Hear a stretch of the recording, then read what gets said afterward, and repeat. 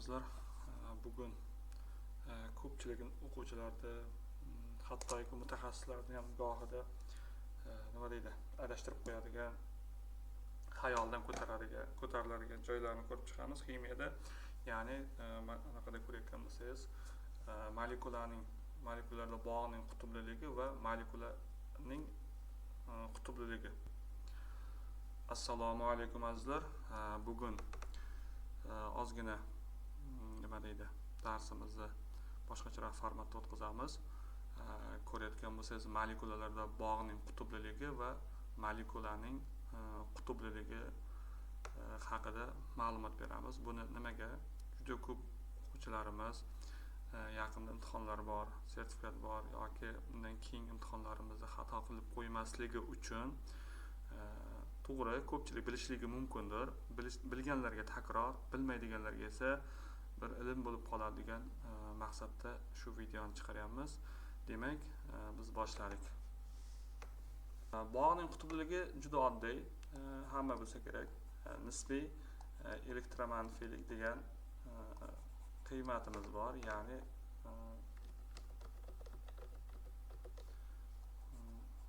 nisbiy elektromanfiylik.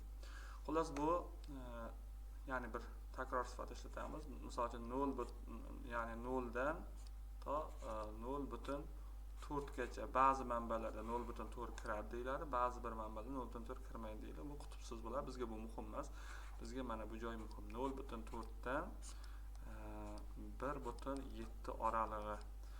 Mana shu holatda bo'ladigan bo'lsa, ya'ni elektromanfiylik farqlari molekuladagi bog'ning qutubliligini chiqarib beradi. Ya'ni qanday tushunamiz?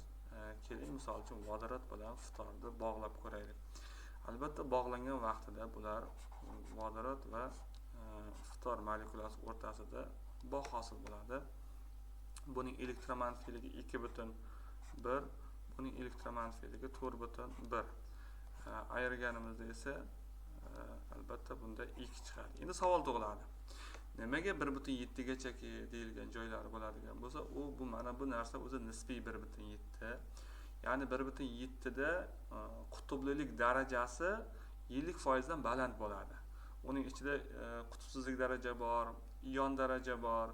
Lekin mana bunda ion daraja bo'lishi mumkin, lekin mana bu moddalar ionning xususiyati pastroq bo'lgani uchun buni ham qutbli holatga olamiz.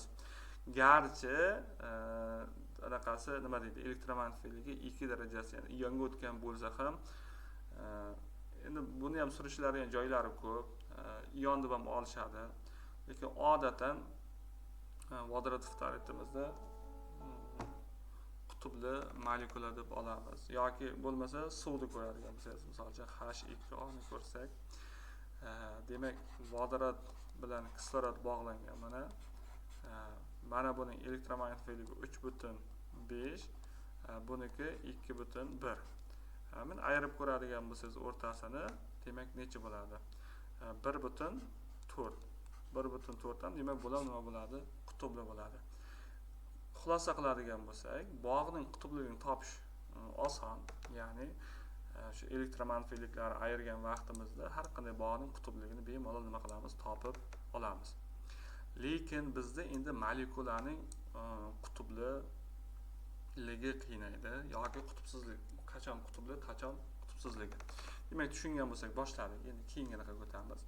Misol uchun suv molekulasini ko'radigan bo'lsak, suv molekulasi qutbli deyiladi. Nimaga qutbli bo'ladi? Hozir buni grafikini ham ko'rsatamiz. Mana misol uchun kislorod bo'ladigan bo'lsa, ikkita vodorod bilan bog'langan. Mana bu bog' qutbli. Va endi o'z-o'zidan molekula ham nima bo'ladi? Qutbli bo'ladi mana. Demak, mana bog' qutbli, buni bilamiz. Elektromanfiylik ayirib ko'rasiz. Ya'ni buni qanday yozsak bo'ladi? Deylik, boya tepada ham ko'rdik. 3.5 dan ayiramiz 2.1 da elektromanfiylik, ya'ni bu kislorod, vodorod, demak 1.4. Bu bog' qutbli. Endi molekulaning qutbliligini qanday bilyapmiz desak, agar bog' hosil qilishda molekuladagi tashqaridagi, mana tashqarida kislorodda bilsangiz 6-guruh bo'yicha 6 ta elektroni bor mana. 6 ta elektronning barchasi bog' hosil qilishda ishtirok etmay qolsa, ya'ni molekulada juftlashgan elektronlar qolib ketadigan bo'lsa, bu molekulaning qutubliligini keltirib chiqaradi. Yana bitta misol uchun metanni ko'raylik. Metanda mana vodorod.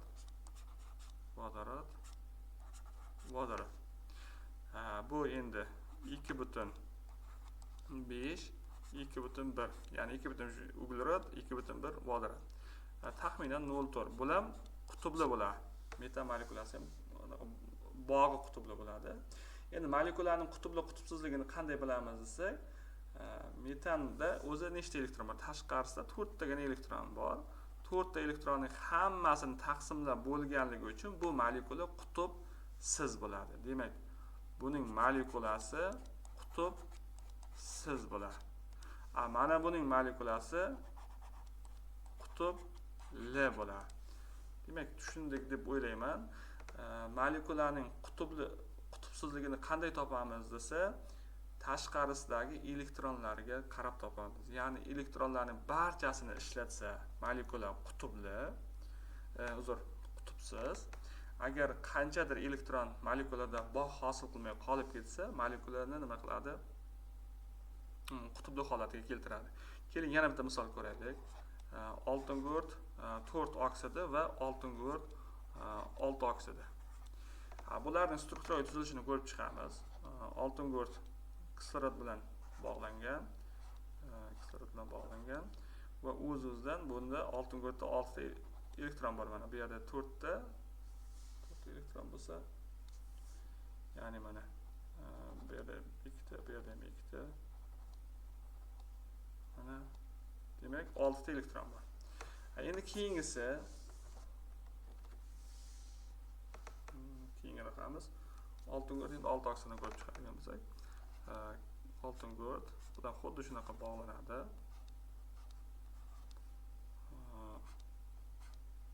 Mana shunday bog'langan. Endi buni ko'radigan bo'lsak, oltin go'rt barcha elektronlarni ishlatib bo'ldi.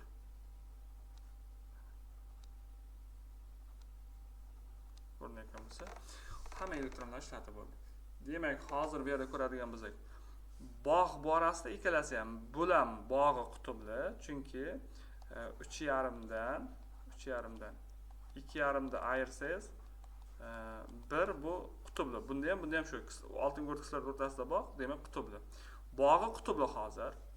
Endi molekulaning qutubli qutubsizligiga keladigan bo'lsak, mana bu molekula, ya'ni oltin go'rt 6 oksidi qutubsiz, oltin go'rt 4 oksidi esa qutubli. Azizlar, menimcha hammaga tushunarli bo'ldi. Keling, oldinroqdan agar grafik holatini ham ko'rib chiqamiz. Hozir mana ko'rayotgan bo'lsangiz, suvni tushuntiraman. Bizda endi hozir bu yerda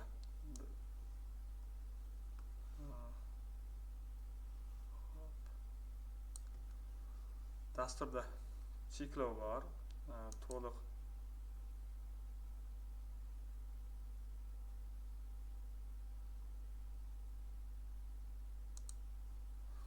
misol uchun hozir suv molekulasini ko'rib chiqadigan bo'lsak, mana suv molekulasi, ya'ni keling boshidan ko'raylik shuni. Sizga realroq tushunarliroq bo'ladi. Misol uchun mana vodorod atomi. Bilasizlar, vodorod atomi, bitta vodorod atomi. Keling, u ikkinchi vodorod atomini qo'yaylik. Agar hozir shu molekularni bir-biriga biz bog'lasak, keling real holatda ko'raylik. Molekulaning qachon qutubli, qachon qutubsizligini. Misol uchun bitta vodorod olaylik.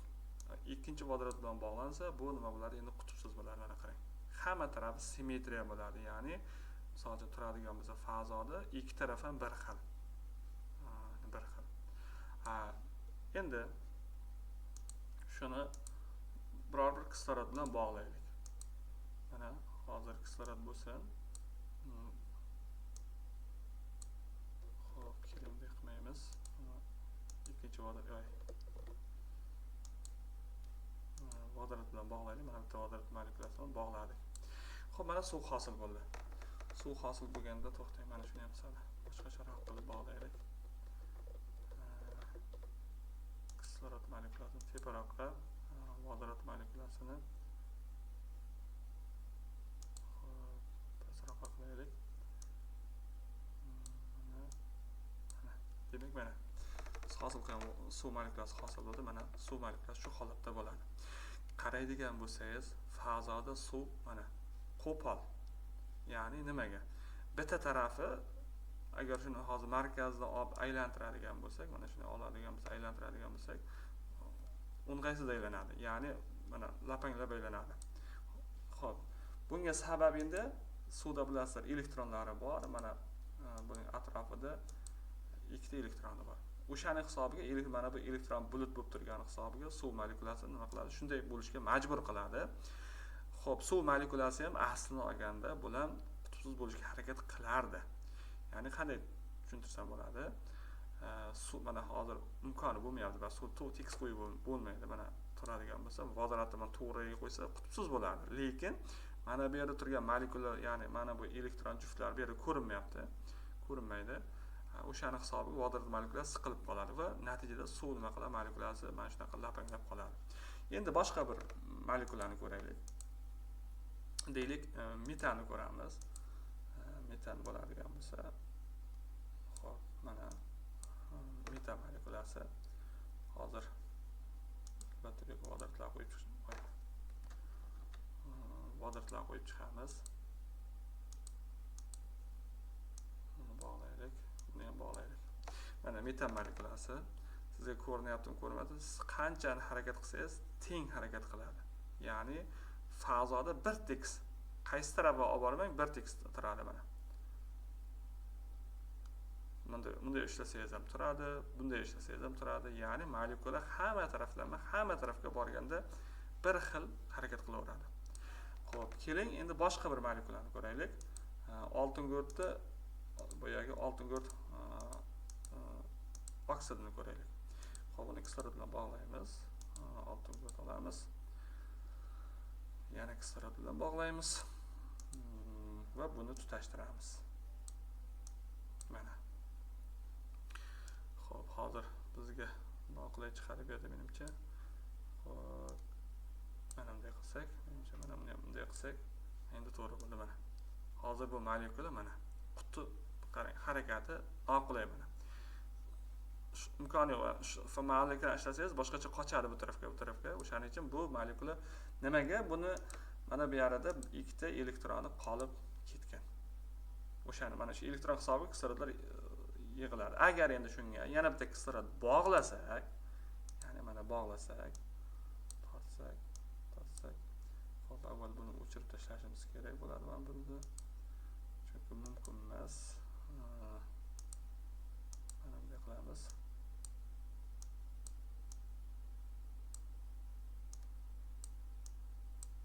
Mana. Xo'p, molekula mana hamma taraflama nima bo'ldi? Teng bo'ldi. Bu molekula endi nima bo'ladi? Qutbsiz molekula bo'ladi. Lekin bog'i qutbli. Molekula esa qutbsiz bo'ladi. Bir nechta misollar ham beramiz ba'zilar. Tushungan bo'lsangiz, yaqinlaringizga ulashing. Keyingi darslarimizda mana shunaqa qiynayotgan, kimyoning qaysi bo'limlarida qiynalayotgan bo'lsangiz, o'sha joylarni ocha olsangiz, bizga yozib yuborsangiz, biz ham qo'limizdan kelgancha sizga tushuntirishga harakat qilamiz. Sizdan bitta iltimos, bizni ko'proq auditoriyaga kirib borishni xohlayapmiz. O'shaning uchun bizni qo'llab-quvvatlang, yaqinlarga ulashing, yaqinlaringizda esa kanallarimizga a'zo bo'lishiga taklif qiling. Bundan hamma manfaat ko'radi. To'g'ri, hamma narsa manfaat ustiga qurilgan. Bizlar ham shundan manfaatimiz bor. Ozgina Alloh taolo bergan ilmimiz kimlargadir manfaat tegib qolsa, bundan albatta biz manfaat ko'ramiz. Kelajakda yangi loyihalarni kimgadir taqdim qilishga imkoniyatimiz bo'ladi. Siz azizlardan iltimos qilib qolamiz. Qo'llab-quvvatlang, ulashing. Nasib bo'lsa, yaxshi imkon qadar videolarni sifatli qilib borishga harakat qilamiz. Hali baribir boshlang'ich holatdamiz. xayr, salomat bo'linglar.